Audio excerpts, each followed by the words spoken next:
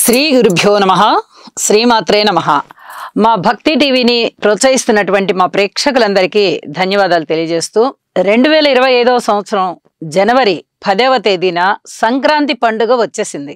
ఎప్పుడు సంక్రాంతి ఎప్పుడు వస్తుంది? 13, 14, 15 గాని లేదా 14, 15, 16 గాని ఒక్కరోజు అటు ఇటుగా ఈ 13, 14, 15 తారీఖుల్లో మనకి సంక్రాంతి వస్తుంది. కానీ ఈ 2025వ సంవత్సరం జనవరి 10న సంక్రాంతి వచ్చేసింది. అంటే ఈసరికే అందరికీ అర్థమైపోయి ఉంటుంది పండుగ ఇంత ముందుగా ఎందుకు వచ్చింది, 4 రోజుల ముందుగా ఎక్కడన్నా వస్తుందా పండగ అని. మనము రవి మకర రాశిలో ప్రవేశించినప్పుడు మకర సంక్రాంతి పండుగగా చేసుకుంటాం. కానీ జనవరి 10వ తేదీన రామ్ చరణ్ గారి సినిమా ప్రపంచవ్యాప్తంగా విడుదల కాబోతున్న కారణంగా సంక్రాంతి పండుగ జనవరి 10నే వచ్చేసింది అని చెప్పుకుంటున్నాం. ఫ్యాన్స్ అందరూ చిరంజీవి గారి ఫ్యాన్స్ గాని, పవన్ కళ్యాణ్ గారి ఫ్యాన్స్ గాని, ఇక చిరుత పులి అయినటువంటి రామ్ చరణ్ గారి ఫ్యాన్స్ గాని అందరూ కూడా ఎంతో సంబరంగా ఎదురు చూస్తూ పండుగ చేసుకుంటున్నటువంటి సంక్రాంతి జనవరి 10వ తేదీన ప్రపంచవ్యాప్తంగా ఆ బొమ్మ రిలీజ్ అయిపోతుంది. ప్రజలందరినీ ఉర్రూతూలూగిస్తోంది. ఆ సినిమానే గేమ్ చేంజర్. ఇప్పటికే ప్రపంచవ్యాప్తంగా ఎంతో ఆశతో ఆసక్తితో ఎదురు చూస్తూ ఉన్నారు. మరి ఆ రోజున కొత్త సంవత్సరం ప్రారంభమైన నెల, అలాగే రామ్ చరణ్ గారి ఫ్యాన్స్ ఎంతో ఎదురు చూస్తూ ఉన్నటువంటి సంబరాల సంక్రాంతి అయినటువంటి గేమ్ చేంజరు దాని యొక్క పూర్వాపరాలు గ్రహాలతో సైతం కలిసి చెప్పుకుందాం. ఇది ఒక ఉత్సాహం మాత్రమే. అంటే ఈ విశ్లేషణ ఇవ్వడంలో ఎటువంటి ఆసక్తి నాకు ప్రత్యేకంగా లేదు.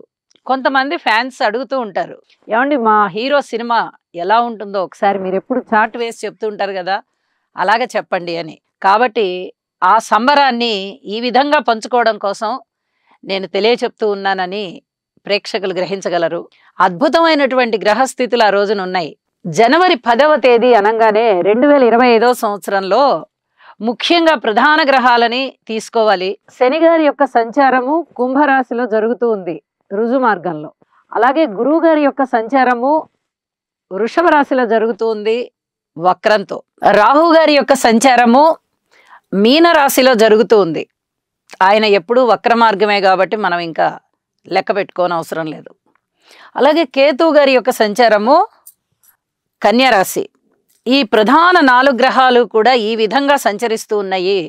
ఇక రామ్ చరణ్ గారి డేట్ ఆఫ్ బర్త్ గూగుల్ ఆధారంగా తీసుకోవడం జరిగింది. ఈ గూగుల్ ఆధారంగా 7 గంటలు ఉదయం అని చెప్పి తీసుకోవడం జరిగింది కాబట్టి దానినే నేను ప్రధానంగా ప్రస్తావిస్తూ ఉన్నాను. చెన్నైలో జన్మించిన ప్రదేశంగా, అలాగే 27/3/1985వ సంవత్సరం వారి యొక్క జన్మించినటువంటి తేదీ, నెల, సంవత్సరంగా గుర్తించి ఆ రోజున ఉన్నటువంటి గ్రహస్థితులను తీసుకోవడం జరిగింది. ఇక లగ్నం వచ్చేసి మీన లగ్నం అవుతూ, లగ్నంలో రవి, నీచలో ఉన్న బుధుడు, వక్రించిన శుక్రుని యొక్క ఉచ్చస్థితి, ఈ 3 గ్రహస్థితుల సంచారము కూడా మీన లగ్నంలో జరుగుతూ ఉంది. ఇక కుజరాహువుల యొక్క కలయిక మేషరాశిలో జరుగుతూ ఉంది. చంద్రుని యొక్క సంచారము ఉచ్చలో ఉంటూ వృషభ రాశిలో ఉంది. గురువు గారి యొక్క స్థితి మకరంలో నీచలో ఉంది. శని గారి యొక్క వక్రత వృశ్చిక రాశిలో ఉంటుంది. అలాగే కేతువు యొక్క స్థితి తులారాశిలో ఉంటూ ఉండగా, ఇక్కడ గురువు గారి యొక్క నీచ భంగ రాజయోగం జరిగింది. నీచ భంగం ఖచ్చితంగా జరిగింది శని గారి దృష్టి ఉండడం వల్ల. అలాగే బుధుని యొక్క నీచ జరుగుతూ ఉచ్చలో ఉన్న శుక్రునితో ఉన్నారు ఆయన.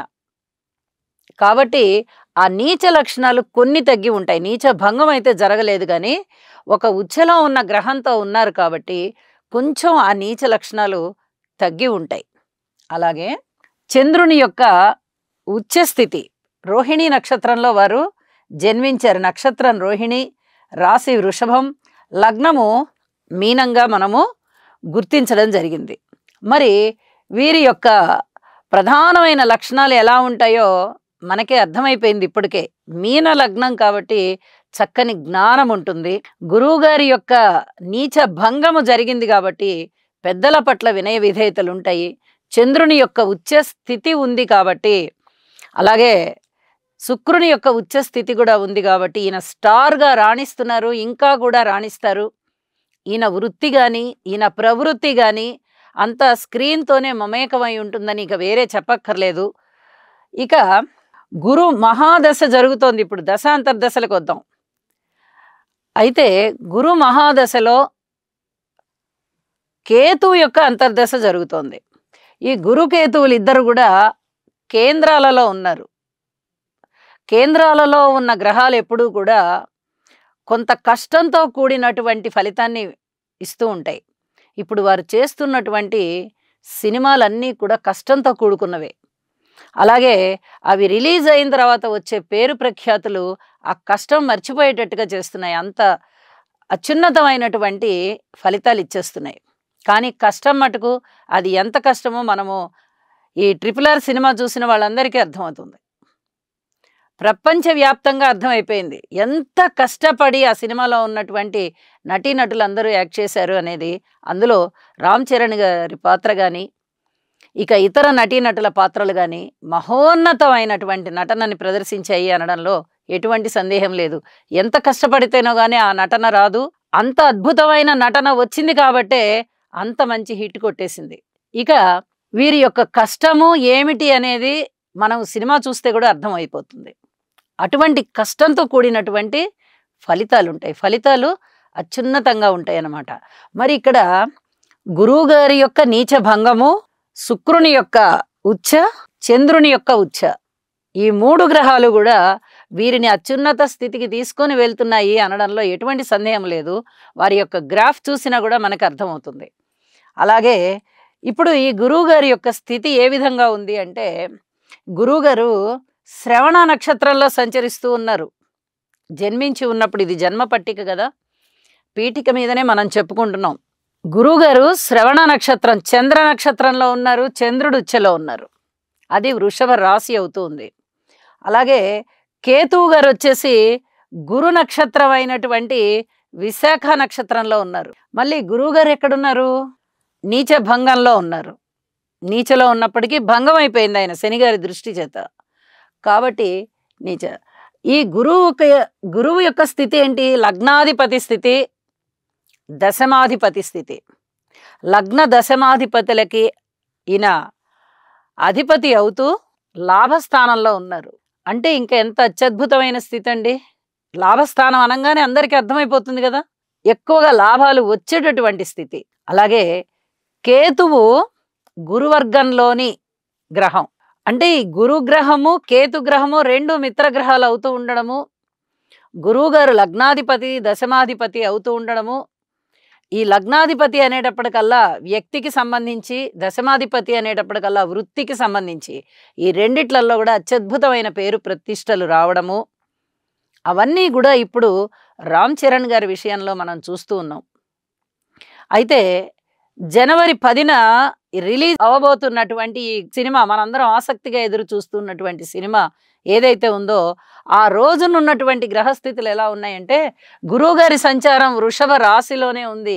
ఇక వృషభ రాశికే తిరుగులేదు. సాక్షాత్తు గురువుగారు ఎక్కడ కూర్చున్నారు? గురువుగారు జన్మ లగ్నాధిపతి అవుతూ ఉన్నారు, అలాగే దశమాధిపతి అవుతూ ఉన్నారు. ఇక గురువుగారు అత్యద్భుతమైన విశేషాలు ఇస్తారు అనడంలో ఎటువంటి సందేహం లేదు. ఫలితాలు అత్యున్నతంగా ఉంటాయి.